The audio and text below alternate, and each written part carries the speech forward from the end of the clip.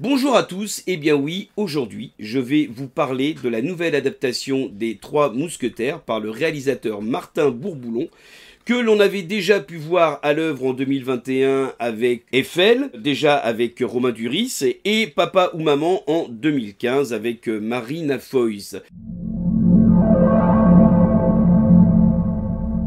De quoi parlent les Trois Mousquetaires? Alors, c'est un roman d'Alexandre Dumas père qui raconte l'histoire de D'Artagnan, un jeune gascon qui n'a pour ambition que d'intégrer le célèbre régiment des mousquetaires au service du roi Louis XIII. Lors de son arrivée à Paris, D'Artagnan va avoir affaire à trois mousquetaires qui sont Athos, Porthos et Aramis. Les trois vont finalement se lier d'amitié avec D'Artagnan et se plonger dans une intrigue qui implique directement la reine de France, mais aussi le duc de Buckingham en Angleterre, et bien sûr tout ça pour déstabiliser le roi Louis XIII sous les manipulations du cardinal de Richelieu, aidé en cela de Milady. L'intérêt de cette nouvelle adaptation, c'est surtout de s'approprier l'œuvre de Dumas et d'aller lui donner une nouvelle impulsion. Parce qu'il faut quand même savoir que Les Trois Mousquetaires, c'est une œuvre qui a beaucoup inspiré le cinéma, que ce soit le cinéma français ou le cinéma américain, voire même les productions japonaises. Par exemple, on peut très bien dire que le premier film qui a été adapté des Trois Mousquetaires date de 1912 et que depuis on a eu 30 adaptations au cinéma des Trois Mousquetaires. Il y a eu également une version Disney, il y a eu une version manga et une série télé qui a également été réalisée et qui est directement inspirée de l'œuvre de Dumas. La grande différence par rapport à toutes ces œuvres, c'est qu'à chaque fois, les réalisateurs, les scénaristes se sont appropriés l'histoire et l'ont tournée un peu à leur manière, suivant une sorte de cahier des charges dans laquelle il fallait absolument montrer des personnages virevoltants et romanesques. Alors, est-ce qu'avec Martin Bourboulon, on en est là? On va parler du casting. Le scénario est signé par Alexandre de la Patelière et Mathieu Delaporte, les scénaristes stars actuellement du cinéma français, puisqu'on leur doit Le Prénom en 2011 et que depuis ils ont signé énormément de scénarios. On les retrouve quasiment derrière toutes les grandes productions françaises, que ce soit dans la comédie ou que ce soit dans des œuvres un petit peu plus populaire ou un petit peu plus soigné, comme Le Prénom par exemple. Et puis surtout, ils sont en train de se préparer à la réalisation d'une autre adaptation de Dumas, Le Comte de Monte Cristo, qu'on devrait voir arriver d'ici 2024. Le casting, c'est-à-dire les comédiens, et on commence par François Civil, qui joue le rôle de D'Artagnan, qui est devenu maintenant quasiment la coqueluche du cinéma français actuellement. On l'a vu dans Bac Nord en 2020, et puis encore en 2022 de Cédric Klapisch. Bac Nord, c'était Cédric Jiménez. L'acteur laisse aller sa façon de dire les répliques, son charisme aussi, parce que c'est un acteur qui a beaucoup de présence à l'écran. On a Romain Duris qui joue le rôle d'Aramis. Alors Aramis, dans l'écriture de Dumas, c'est le séducteur, c'est normalement aussi le pieux, mais là, on reste quand même sur le séducteur et c'est Romain Duris qui l'interprète. Et Romain Duris a tourné déjà avec Bourboulon dans Eiffel, c'est lui qui jouait Gustave Eiffel. On peut aussi parler de L'Auberge espagnole chez Klapisch en 2002. Pour jouer Athos, Athos c'est le personnage le plus torturé de la bande des mousquetaires, c'est Vincent Cassel qui l'interprète.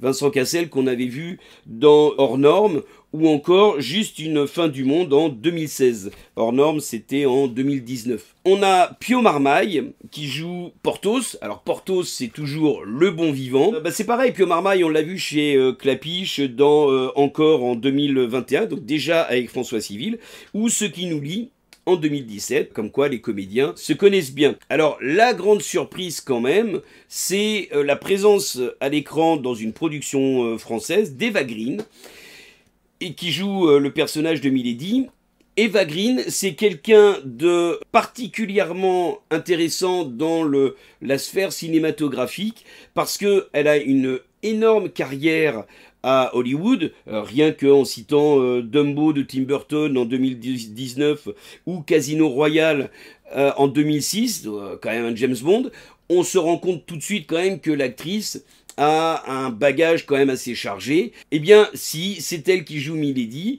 Et puis, on retrouve encore au casting Louis Garrel qui interprète un Louis XIII absolument incroyable. Louis Garrel qui vient de recevoir ses lauriers avec sa première réalisation, L'Innocent, qui était en 2022. Pareil, une actrice qui devient inévitable dans les productions françaises, et heureusement, parce que c'est à mon sens, une grande actrice qui mérite d'être beaucoup plus mise en avant, c'est Lina Coudry, qui joue Constance Bonacieux, et qu'on a vu dernièrement dans Novembre de Cédric Jiménez en 2022. Tout ce casting, eh bien, on peut dire qu'il y a une cohérence dans ce casting. Alors oui, on a un François Civil qui prend l'écran, mais c'est logique puisque le film s'appelle Les Trois Mousquetaires d'Artagnan. C'est la première partie puisque la deuxième sortira en décembre et ce sera Milady. Donc ça tournera autour du personnage interprété par Eva Green. Là, on a un d'Artagnan toujours aussi arrogant, toujours aussi sûr de ce qu'il veut, toujours aussi courageux, entièrement dévoué à la cause des mousquetaires, à savoir sauver le roi et sauver, j'ai presque envie de dire sauver le roi et la reine, sauver la monarchie à l'époque de Louis XIII. Il va prendre tous les dangers et pour ça, il va pouvoir compter sur ses nouveaux amis, Athos, Porthos et Aramis, qui chacun bénéficient d'un jeu assez soutenu, assez précis et alors surtout assez nuancé. Alors moi j'aime assez peu le jeu de Vincent Cassel en règle générale, mais je sais que c'est un très grand acteur quand il va dans des personnages torturés, des personnages sombres, bourrés d'émotions. Là, c'est le cas. C'est le cas avec Athos, que l'on sait être un personnage qui a souffert d'une rupture, qui a souffert d'une relation amoureuse. On a un personnage qui va encore un petit peu plus loin dans l'obscurité, et ça, c'est plutôt très très bien pensé de la part à la fois des scénaristes et à la fois du réalisateur et du comédien. On a Pio Marmaille, en jouant Porthos, donne un personnage un peu plus léger, un peu plus drôle, qui va amener justement cette touche de légèreté dont on a besoin pendant le déroulé de cette histoire, qui est quand même une histoire dans laquelle tous les personnages secondaires passent leur temps à user de faux semblants et surtout à mettre en place des stratégies pour aller mettre fin à la monarchie ou en tout cas au règne de Louis XIII. C'est une réalisation qui est particulièrement flamboyante, elle est épique, elle est romanesque, c'est tout ce qu'on attend d'un film de cap et d'épée, et en même temps, c'est un film qui a l'intelligence de s'écarter un petit peu de tous les codes habituels, c'est-à-dire qu'on n'a pas des mousquetaires avec la caricature que l'on connaît, c'est-à-dire des tenues un peu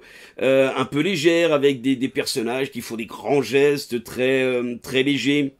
Je me souviens qu'à la projection, une dame faisait cette réflexion en disant « Mais D'Artagnan, il était sale du début jusqu'à la fin. » Oui, mais en même temps, c'est ce qui lui rend toute son humanité, tout son côté presque palpable, parce que, effectivement, à l'époque de Louis XIII, on avait quand même plus tendance à être sale que propre, même si on dit souvent que les gens à la cour du roi étaient fardés, pomponnés, avec plein de parfums pour cacher les mauvaises odeurs. Oui, mais là, on parle de mousquetaires, donc de soldats.